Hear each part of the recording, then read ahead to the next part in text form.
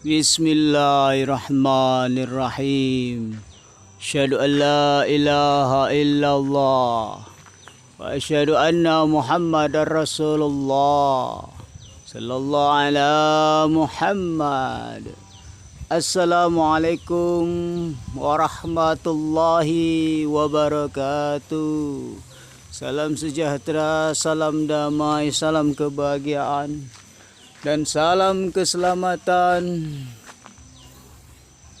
dari Tuhan yang kita yakini masing-masing. Mencintai Allah Subhanahu wa taala dan mencintai Nabi Muhammad sallallahu alaihi wasallam, serta menyebarkan cinta di bumi Allah Subhanahu wa taala adalah suatu kewajiban bagi kita umat manusia yang beradab dan berakal sehat. Pada hari ini, insyaallah waridallah, kami konsisten untuk membacakan ataupun menyampaikan puisi kontemporer situasionalisme yang bertemakan Malam 1000 Puisi Menuju Kudeta Sipil Tak Berdarah untuk melengsarkan kursi kepresidenan Prabowo Subianto. Kami ulangi, dengan tema Malam 1000 Puisi Menuju Kudeta Sipil Tak Berdarah untuk melengsarkan kursi kepresidenan Prabowo Subianto. Saudaraku, hari ini judulnya adalah Politik Sate Kelinci.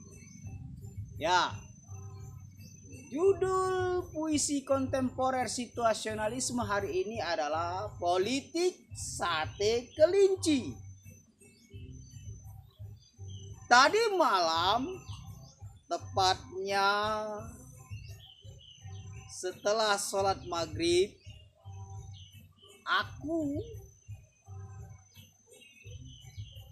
mendapatkan satu porsi sate kelinci dan satu porsi tengkleng sate kelinci ataupun tengkleng kelinci.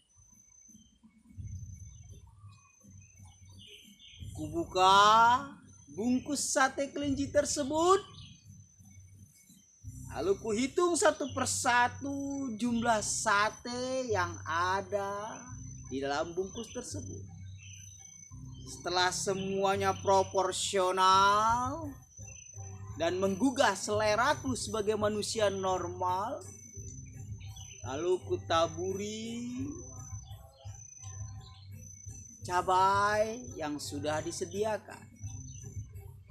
Kemudian kuaduk sedemikian rupa sehingga sate kelinci siap saji dimakan.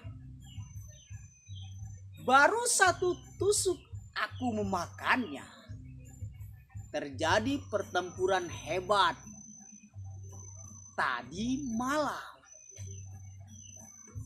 Pertempuran pemikiran, pertempuran strategi, pertempuran untuk bertahan dan merebut antara kudeta sipil tak berdarah dan kelompok yang mempertahankan presiden yang berkuasa sekarang. Pergulatan politik tadi malam luar biasa hebatnya, sehingga tulang-tulang sate kelinci berserakan di lantai yang berwarna putih. Bahkan atap istana pun bergetar dengan pertempuran tadi malam. Dan tiang-tiang penyangga Istana Merdeka sedikit retak. Pertanda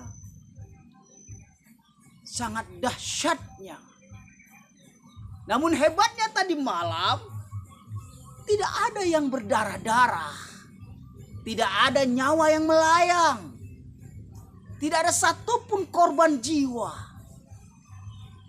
Karena apa?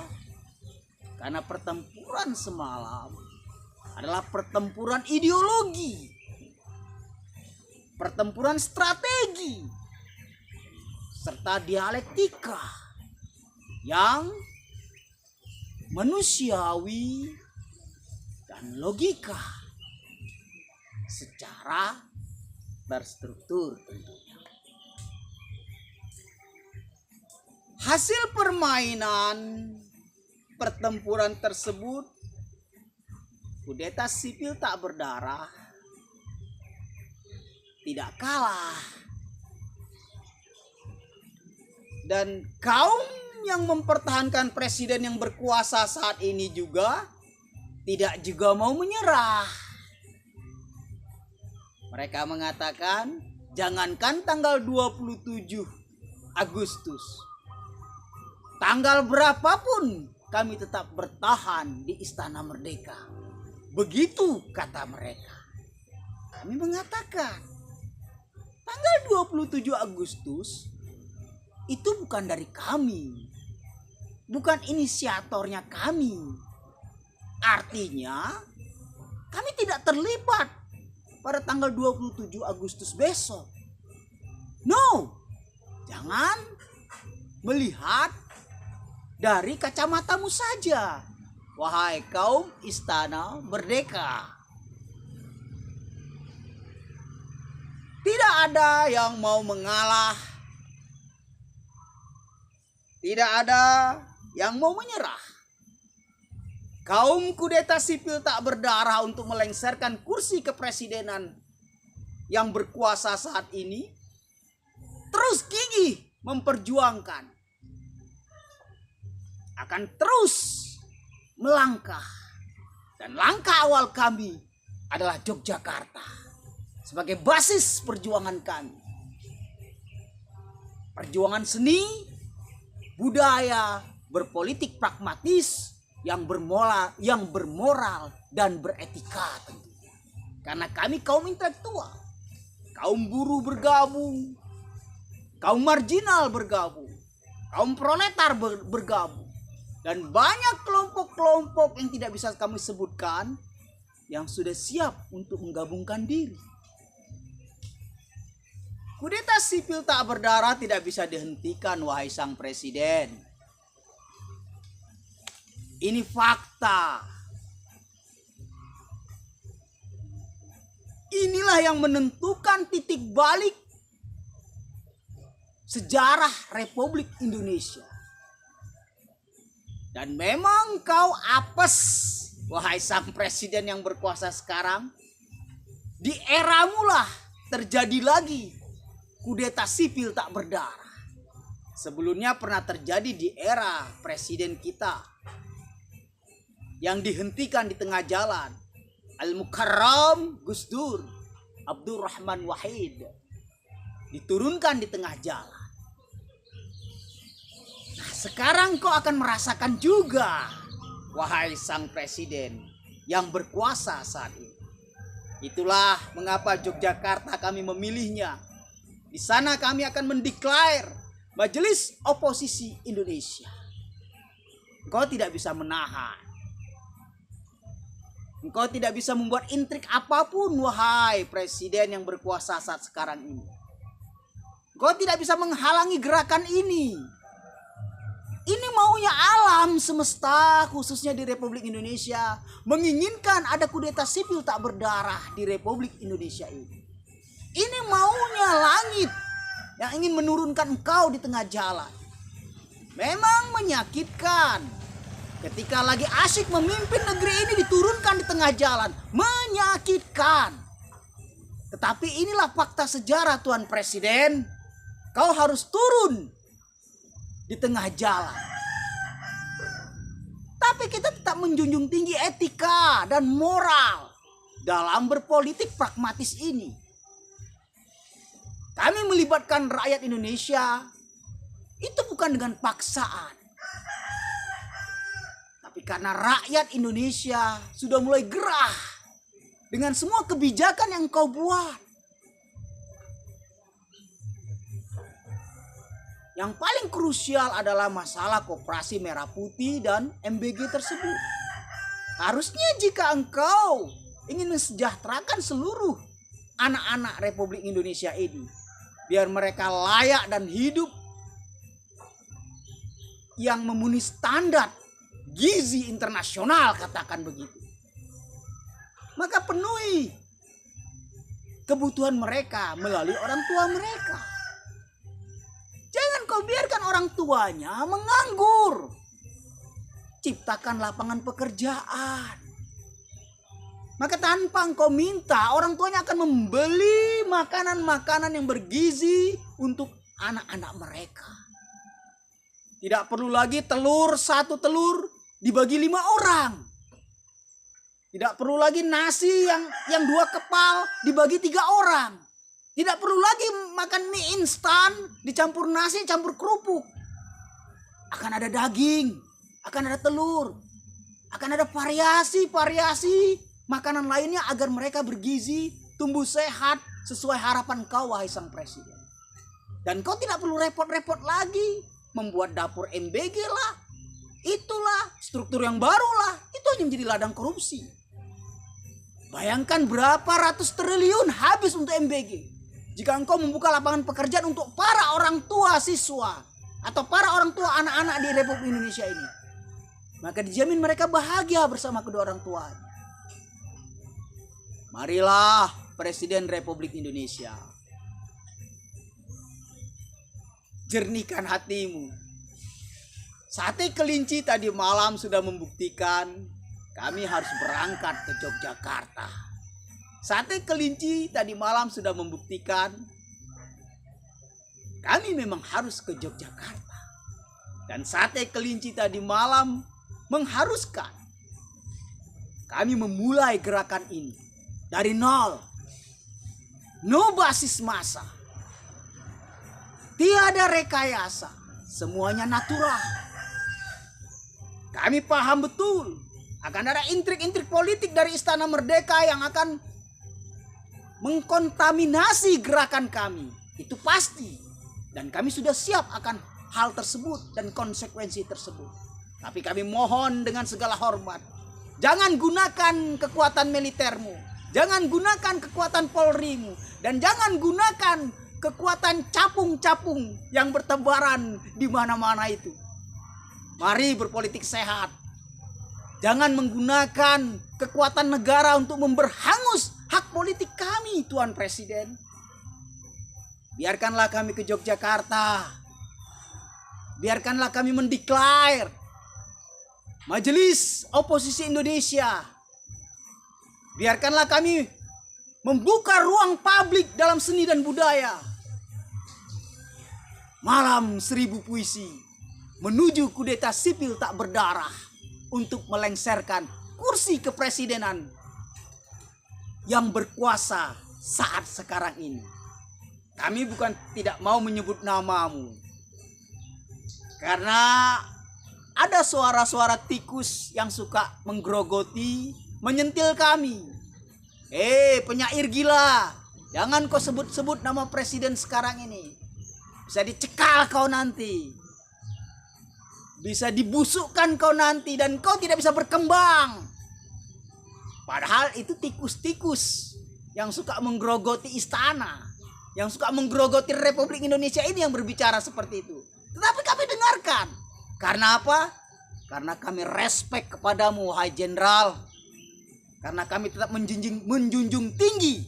Bukan menjinjing ya, menjunjung tinggi. Engkau seorang jenderal. Bagi kami tidak ada istilah mantan jenderal. Bagi kami tidak ada istilah mantan Kopassus. Engkau tetap seorang Kopassus, engkau tetap seorang jenderal yang kami harus hormati, kami hargai. Tapi ini bicara politik, bicara kepentingan rakyat, bicara siapa pemegang kekuasaan. Jika bukan rakyat yang berkuasa, maka rakyat akan ditindas. Andai saja kau memahami hierarki politik Republik Indonesia ini, tentu tidak akan ada kudeta sipil tak berdarah, wahai Tuan Presiden. Sayangnya orang-orangmu membalikkan fakta. Seakan-akan jika sudah berkuasa, makalah mereka penguasa. Mereka lupa amanat undang-undang dasar. Mereka lupa ideologi Pancasila. Bahwasanya kekuasaan tertinggi adalah di tangan rakyat Republik Indonesia. Kalian para penguasa pada dasarnya adalah pelayan rakyat. Inilah yang menjadikan titik balik kami harus menyadarkan kalian, wahai Tuan Presiden. Bukan apa-apa. Dan jangan tanya mengapa. Karena kami juga tidak mau apa-apa.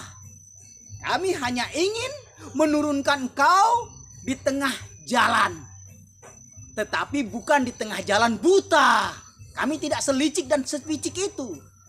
Hanya saja jika engkau masih berkeras dan dablek, bahasa Jawanya, ngotot, bahasa provokatifnya, dan gerasak gerusukan, bahasa gedebosnya, maka terpaksa kami turunkan engkau di tengah jalan buta.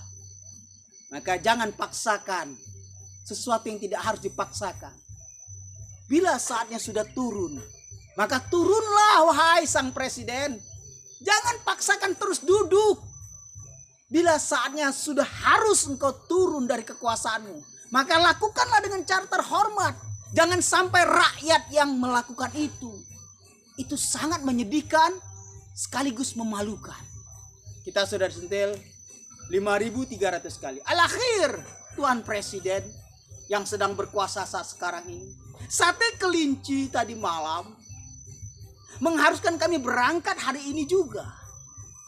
Tidak bisa ditunda. Dan tidak bisa dilarang. Hanya bisa berkompromi. Namun tetap harus berangkat. Berkompromi naik apa? Apakah kami harus ke Yogyakarta naik jet pribadi? Jika Istana Merdeka mau memberikan pelayanan itu. Rival tetap rival. Tetapi kita sahabat politik bukan Tuan Presiden? Atau Istana ingin memberikan tiket kereta api VIP barangkali ke Yogyakarta? Nah, problem bagi kami. Atau khusus bus angkutan yang hanya diisi oleh orang-orang Majelis Oposisi Indonesia. Itu lebih terhormat lagi, satu bis kami berangkat ke Yogyakarta. Terserah engkau wahai Presiden. Atau Tuan Presiden, jika engkau tidak mau membantu apapun karena ini kau menganggap kami rival abadi, maka jangan halangi. Jika sudah tidak mau membantu, jangan menghalangi. Ini hak politik kami untuk melengsarkan engkau dari kursi kepresidenan. Saat inilah kami akan bergerak ke Yogyakarta. Sampai ketemu lagi di Yogyakarta. Kami tetap akan membuat video-video ini di Yogyakarta. Kami akan tetap menggaungkan suara-suara kudeta sipil tak berdarah di Yogyakarta. Sampai ketemu lagi Tuan Presiden. Kita rival secara politik, tetapi kita bersaudara, sebangsa dan setanah air. Karena kita sama-sama warga Republik Indonesia. Barakallah walhamdulillahirabbil alamin. Ngapunten, untuk sekelas presiden sedekah yatimnya 7.000 orang lah. Untuk saudara-saudaraku sedekah yatim seikhlasnya saja semampu jenengan-jenengan. Ini saja dulu, mohon maaf lahir dan batin. Sampai ketemu lagi di Yogyakarta. Waridallah biiznillah. Sallu ala nabi. Allahumma salli ala sayidina Muhammad. Allahumma salli ala sayidina Muhammad. Allahumma salli ala sayidina Muhammad.